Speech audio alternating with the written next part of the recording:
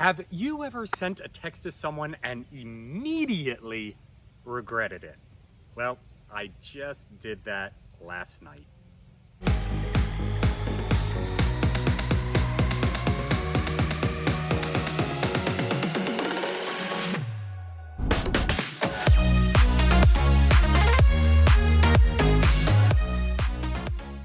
Hello, my friends, and welcome to The Simple Sober Life. I am Joshua, and I help others make simple changes to create a life of awesome. Welcome, my friends. It is another Financial Friday, and I have got not one, but two financial tips for you to help you grow your wealth, help you grow businesses, and pad that bank account. So stay tuned for those. But first, a couple of stories. Have you ever sent a text and immediately regretted it? So I was talking with a friend yesterday over Facebook Messenger, and we were going back and forth about, the different events that are going on. And she was sending me stuff and I was replying and whatnot. And then I started up a conversation on my text messenger with my ex. We're trying to coordinate plans so that I can get my sweet little girl while he goes on vacation back home to Missouri. And, I was texting him and chatting with my friend on Facebook Messenger. And, I had popped in on text with him and said, "Hey, how's it going? Da, da, da, da." And then I would jump back to talk with my friend on Facebook Messenger, and then I would jump back and forth and back and forth. Well, he had said, "I'm talking to my mom, can you hold on?"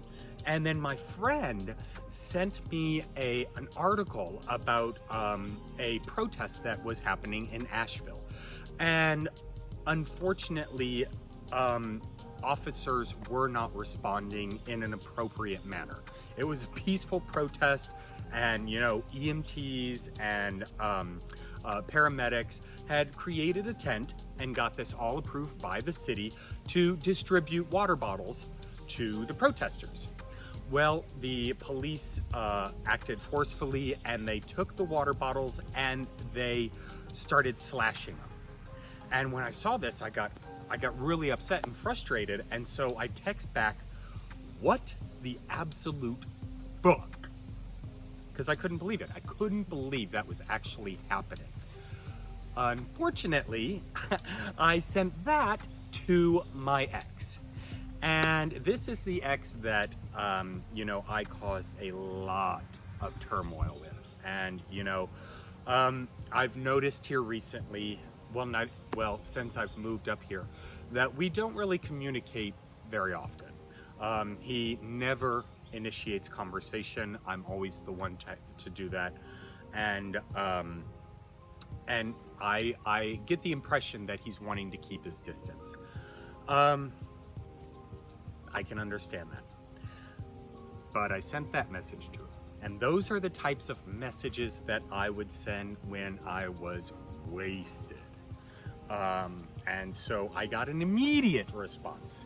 He had hung up with his mother and called me immediately, asking me with a distraught and disappointed voice, "Are you okay?" Ouch.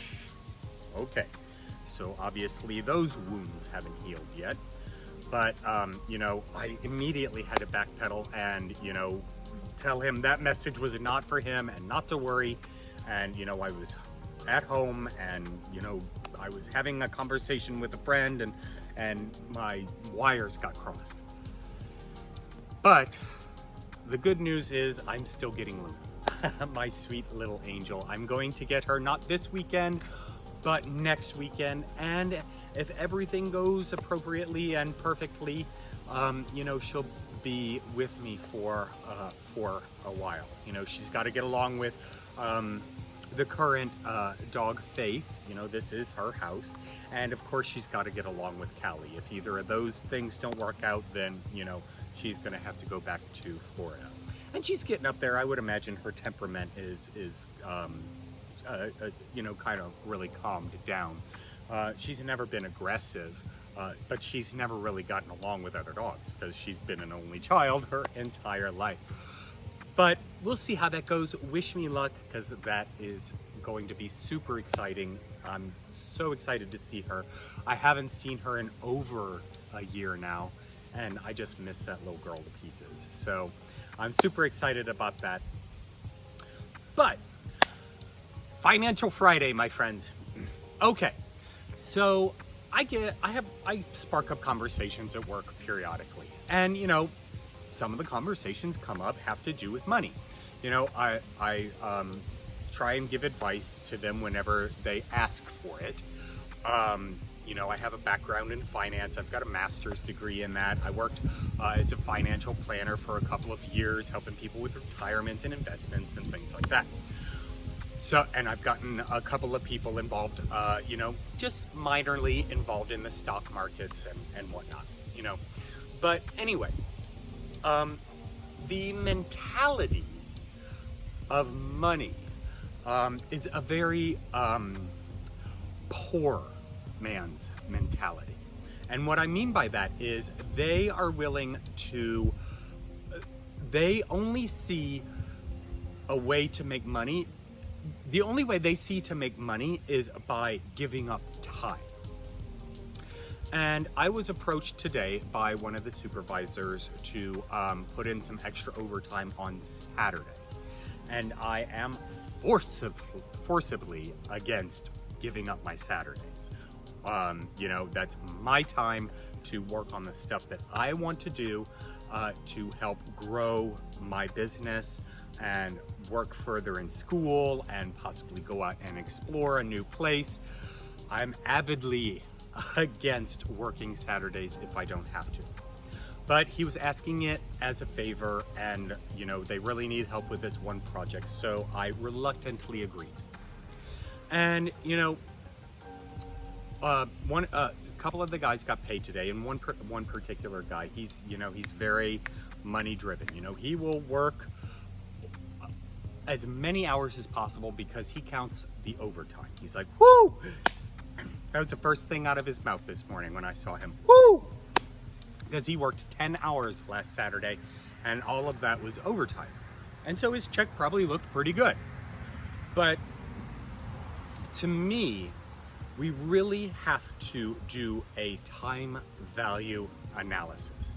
What is your time actually worth? You know, I get paid a certain amount, and then, you know, when I go over 40 hours, I make time and a half. You know, it makes the check look better, but what could I do for future investments with the time that I'm spending there? I could be finishing up my book, which could generate, you know, a large sum of income. I could work on an online course just to generate, you know, continuous passive revenue. I could you know, create new connections to do public speaking events. I could invest time in creating an ebook to, you know, build up my following. These are all things that are a time investment, but will pay you residually. So rather than going in to work for an hour at whatever rate you are, how about shifting that mindset into creating some sort of passive income?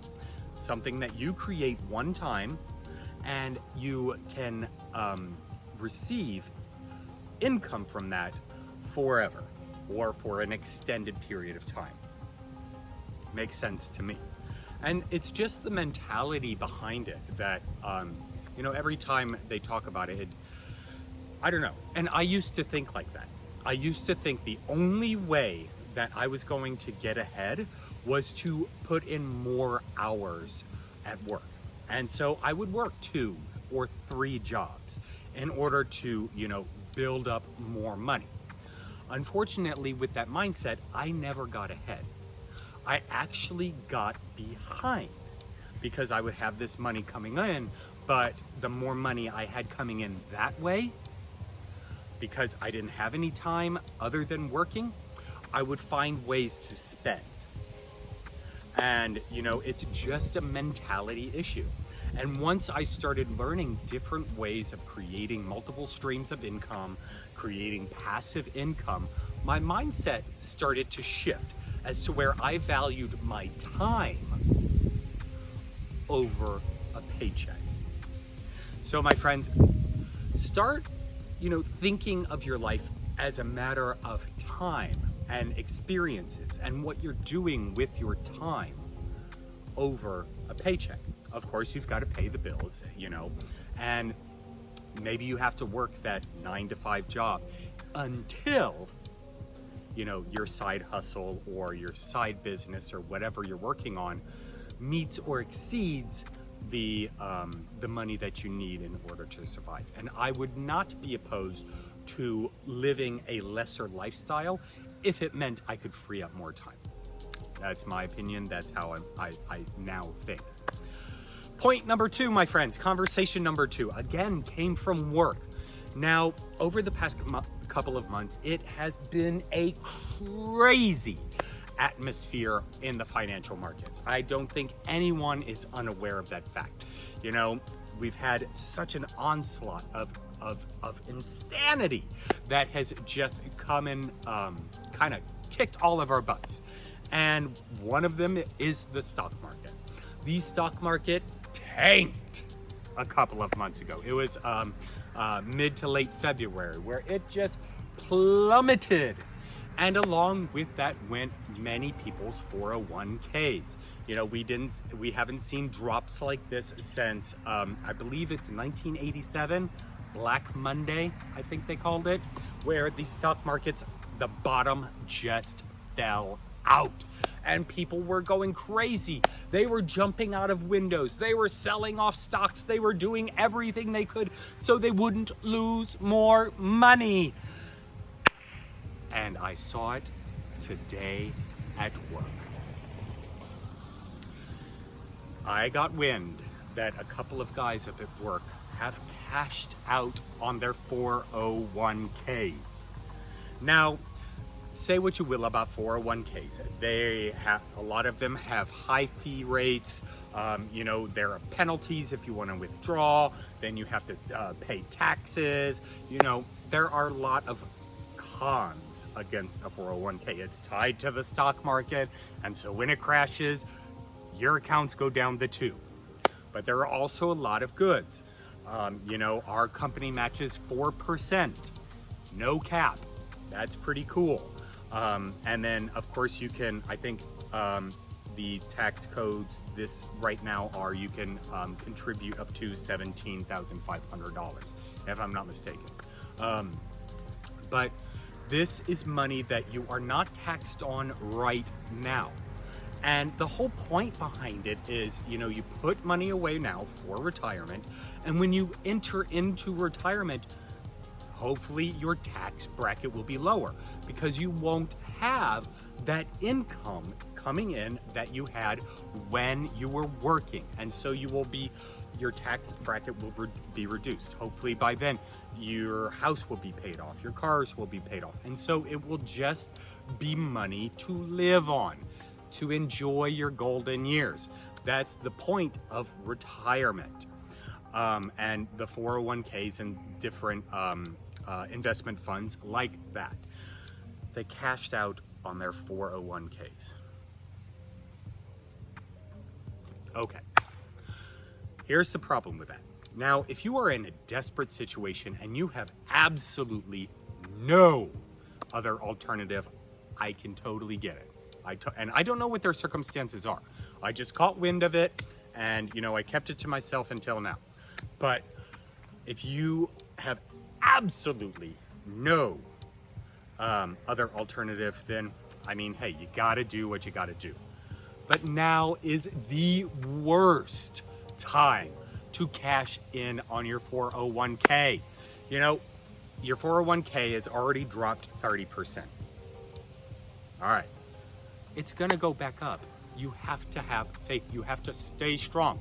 You know, in just the past month, we've already regained a lot of those losses. But on top of that, you're also going to be paying a 10% penalty. So now your account's down 40%.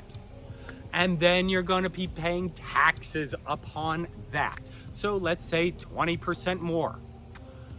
So you are walking away with, you know, a quarter to a third of what you had in your account balance in your account.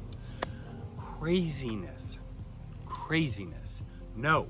Now, if you're, pardon me, if your stock or if your 401k, your IRA, your Roths, any of those accounts are tied to the stock market, which they are, contribute more.